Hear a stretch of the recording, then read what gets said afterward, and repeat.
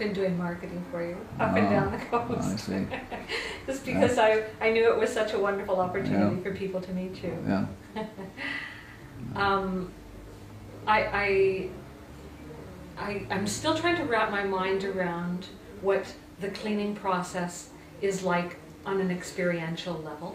Well, again, you have data. Data I may experience the data as I don't like you.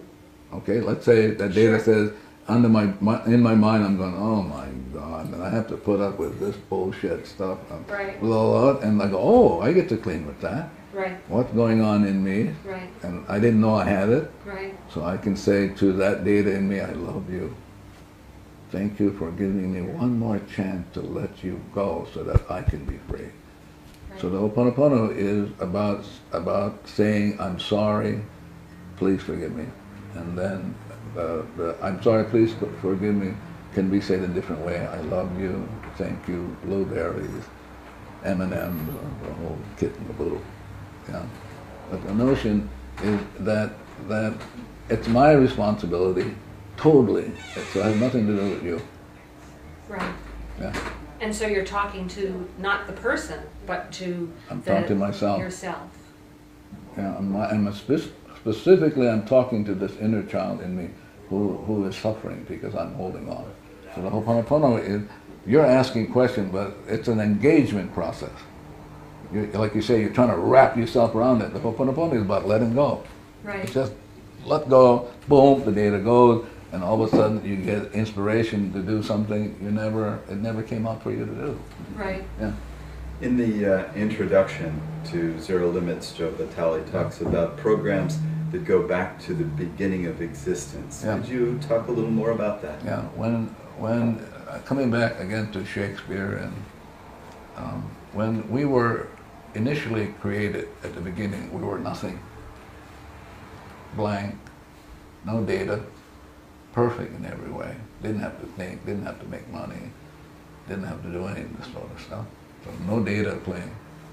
And then out of that no data, which is what Buddha called void, up comes this, what Buddha called enlightenment, which is the source of the light. And then that source of the light decided, and I don't know why and how come, and I'm not interested, decided to create each one of us, and created each one of us infinitely zero. So that's how we began.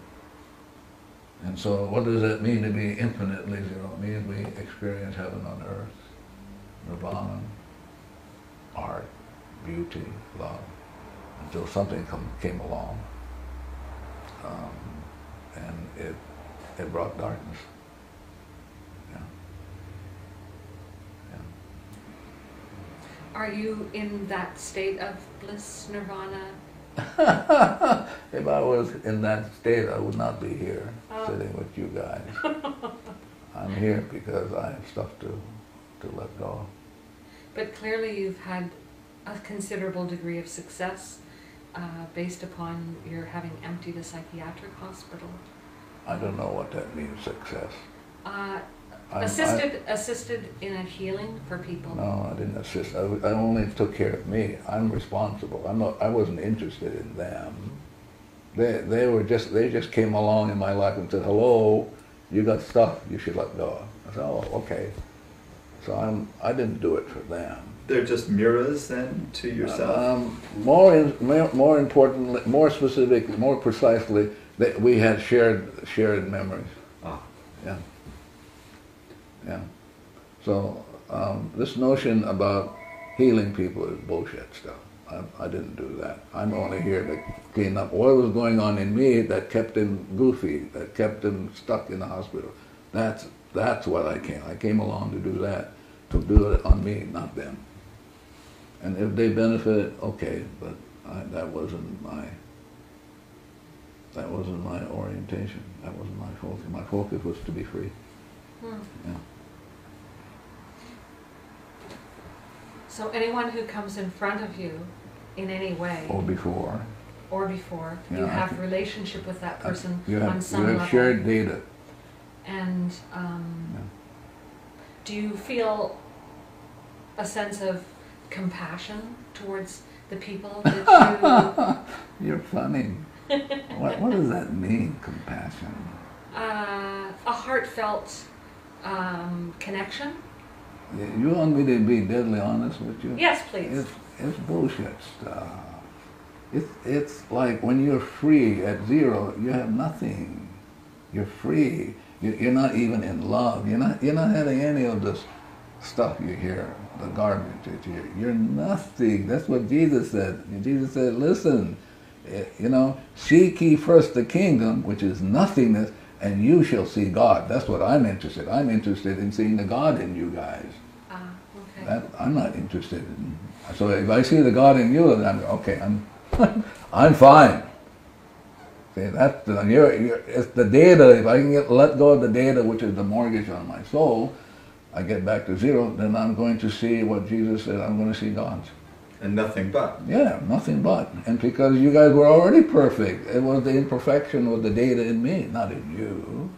So this notion about saving or clearing out the hospital is funny. The whole universe laughs. That universe is not interested in saving anybody. The universe is interested in one being 100% responsible. Then the universe will sing, Hallelujah. But did that event happen then? That was I'm sorry? The event that's described in the book about you working in the psychiatric hospital. What about it? Did it happen? What happened? Did it so happen that you did cleaning on yourself and that those people were healed and moved on? Let me be really more precise. It's very important to be precise. When I showed up at the hospital, it isn't a job I wanted to do. Right. But I had a friend there who said, we need some help. And I said, well, I can do it. Just give me the names of the people. I can do it from wherever. I don't have to be there. Well, we can't do it because it's confidential. So I said, okay. And maybe after a year or two, I finally relinquished and went. And so when I showed up, all the seclusion rooms were used. And there were people, several people daily in restraint, physical, that sort of restraint. There was really verbal and physical violence in the world. So I just did my cleaning. What was going on in me that I'm experiencing? Like the toilets flushing with nobody on them, a shower turning on with nobody, And so I just began the cleaning, and months later, without making an effort, the seclusion rooms went. Nobody ended up in the seclusion rooms. The violence stopped.